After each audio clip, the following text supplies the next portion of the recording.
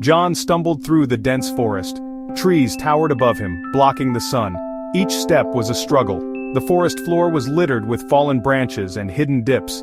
He had been lost for days. John had been hiking with his brother, a yearly tradition. They loved exploring new trails. This year they chose a remote path in the mountains, a wrong turn, a misplaced map, and then John was alone. Panic welled up inside him. He tried to retrace his steps. Every turn seemed familiar yet wrong. He called out for his brother, but only silence answered. The forest was a maze, and he was trapped. John knew he couldn't give in to fear. He had to survive. He had a wife and children waiting for him back home. They were his beacon, guiding him forward. Days turned into nights. John rationed his remaining food. He ate sparingly, trying to make it last. Hunger gnawed at his stomach. He collected rainwater in a makeshift leaf cup, his throat parched and dry. John thought about his family constantly.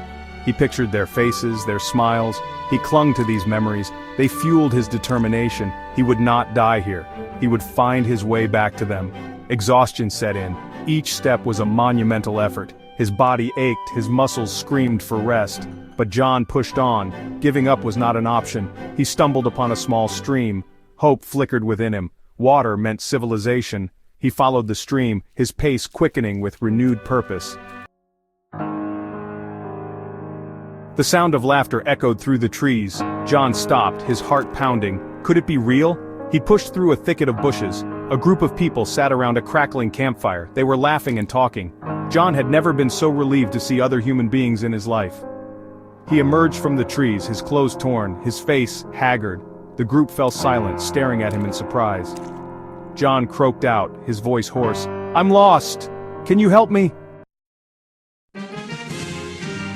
The group welcomed John with open arms. They shared their food and water. He devoured the meal, feeling strength returning to his body. They listened intently as he recounted his ordeal. They were experienced campers. They knew the area well. They studied their maps, plotting a course to the nearest ranger station. With their help, John felt a surge of hope. He would see his family again. The journey was long and arduous. The group never left his side. They encouraged him, shared stories, and kept his spirits high. They became his lifeline, his saviors in the wilderness. Finally, they reached the ranger station. John embraced each member of the group, his heart overflowing with gratitude. They had saved his life. He contacted his family. The sound of his wife's voice brought tears to his eyes. He was going home.